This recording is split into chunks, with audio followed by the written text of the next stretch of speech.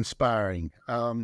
So all of us realtors, all of us real estate agents, we want the easy money, easy life type of style. What we know, I mean, no, none of us, I believe, none of us got into real estate thinking, well, it's going to be hard. No, Yeah. no, we wanted to make the best of it and live comfortably, easy money, easy life. What does that mean to you Yeah. as far as the real? So again, one of my books, Easy Money, Easy Life, that that really tells you there's in that book, and I have a program too with like videos and joy shops and all kinds of things to wrap your head about around that. And again, doesn't matter what profession you are, but certainly it's effective and helped many agents and brokers with this. There's a magic sentence in there that if you write it down 21 times, you'll get more money within some people hours, days, more than a couple of weeks. And it's about us thinking, see, we have been told, and we're being told every day, we got to work hard. Well, who wants to do that? I play easy. It's all those words that we use. I'm independently wealthy. I play easy. How did I get there? Using by, teaching. That's how I got there. That I think easy money, easy life. I love money. Money loves me. So we were brought up with, biblically, oh my God, love money, root of all evil. Well, hell, I don't got that. And guess what? Money doesn't grow on trees either. Geez, I lived in Florida with billions of dollars worth of, money on trees, grapefruit trees, orange trees, whatever. And biblically, that was a misunderstanding. What it was saying is you put God first, and then at your supplier, if you will, is God, and then all things will come. But if you put money first, then it becomes all evil. And absolutely. But, back in Christ's time, that one ways to measure wealth was how many sheep you had. Well, I have a sheep under my arm. Certainly that isn't the root of all evil. Okay. In fact, I'm never not given people money. I give people money, I feel inclined to for what, just to be kind to whatever, that I've never had anybody say, how dare you give me the root of all evil? Okay. People have said, oh my God, thank you so much. And people say money doesn't bring happiness. Oh, yes, it does. Now, there's other things that bring happiness. These are all gifts from the universe that we have, all energies from our archangels, 7 archangels, and, money, all of these are gifts for us to enjoy. Money just simply gives us more choices and more variety. And so when we look at that when we start calling for it, that, I love money and money loves me, easy money, easy life, that, if you're filling your head with this, then you'll start saying easy money, easy life. I found a penny we got back from Bali, and I went to our porch where we have this magical garden that we've created. And I saw there was a penny, brand new shiny penny sitting. And I went, this is so great. And I grabbed that penny and I just went, yes. I just love finding money. And, it's just great having that money. I love money. And can I please have more money? And so that day, I had been gone for about a month. And so I went to the grocery store. And I'm just walking by, the scratch offs that they have. And once in a while, I'll pay a scratch off if I'm attracted to it. And so what do I see? The first thing is this green, shiny, scratch off, and put in $50 for the scratch off. And I win $500. And I just, I just love this. Easy money, easy life, And then out of the blue that I got, what was that? I guess like January that I received out of the blue a check for $10,000. Didn't know it was coming, whatever. But see, these big happy surprises, when you start asking for big happy surprises, again, I would write that down. I want big, happy surprises today. And in the Joy Shop, it has this approach that one of the things you do is prepay your day, and that we discussed earlier. And so I want big, happy surprise. Well, that's a big, happy surprise. God knows exactly what to do. I don't say, hey, I want to go down and, win on a scratch off $500. I allow the Father to do the work. I just do the asking. And I typically, and one of the keys here is for easy money and easy life, is to be more general. So you don't say, oh, I want that client to say yes, because maybe they're saying no. So it builds your energy to have even $1 million house or whatever. Okay, so everything's a blessing, to include the contrast and things that we don't like. And so when I'm sitting in the state of, oh yeah, I just love more easy money, and that easy money loves me, and I love easy money. And then when I get the easy money, when I find easy money and see it, I don't compare it. The committee is always comparing and say, oh, well, that's not very much, just that penny. Well, that penny turned into $500, that $500 turned into, 10,000, whatever. That's because what road are you on the lack of limitation? Oh, you're just lucky. And people will fight for their lack of limitation. So there is a way, and again, a whole program that will absolutely give you easy money and an easy life. Are there opportunities in real estate that align better with the easy money, easy life than other type of opportunities? Not really, because it's more about getting these. So remember that we have these very beliefs that don't serve us. So like, hey, money is, when I was in seminary school, that one of the, I think a whole semester was dedicated, one class, it was 4-year program, and one class was dedicated to, when they're doing tithing for the year, what type of sermons and quotes from the Bible do you use? And so one of them was, the odds of a rich man going to heaven are like a camel getting through the eye of a needle.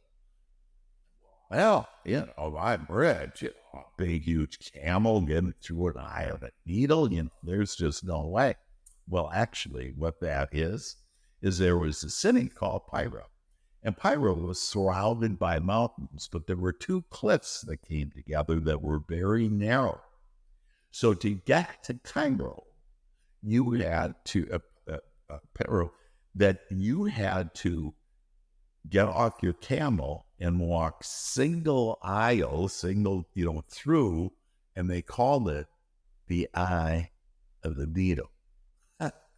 So the eye of the needle, there are these mountains actually that come together. But again, so we have been taught, and and there's nothing against any of them religion, whatever that on how to do it. It's just that, we need to understand we have these beliefs, root of all evil, and doesn't grow on trees, the filthy rich. I mean, it goes on about what this is, and it's a gift from God. And it's like we're almost spitting in, in God's face over it. It's like, no.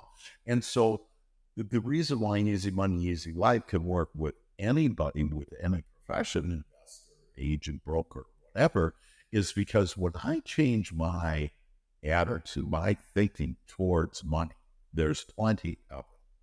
That it's easy money, that I don't have to do the work anymore, that, easy life. I have an easy life.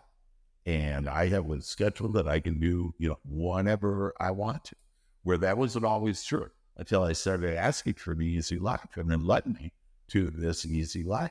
And once I changed that and allowed Father to do the work and me just think about what I do want and then allow it and believe it and expect it to come in, I overcome these limiting beliefs and I now start living the life that my soul always wanted me to live, the abundant life.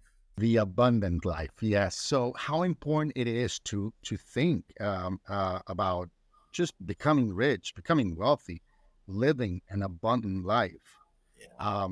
For some, I guess for some people that is such a strange thing to even think about, to be really abundant, to feel and think of yourself as really abundant, right? Right. I'm guessing that's really important, correct? Yeah. And that's why the program really helps you along in an easy way in order to start shifting. I like looking at it that most people, most of the time, are pointed towards what they don't want. And so they're thinking about, oh, the argument, the lack of business, lack of money, whatever, the lack of help. And what I do is in a very easy way at these programs and my teaching, in a very easy way, is start turning our focus, our attention to what we do. And so it's easy. We have the power to do it. See, we just believe that the committee is like God and running the show.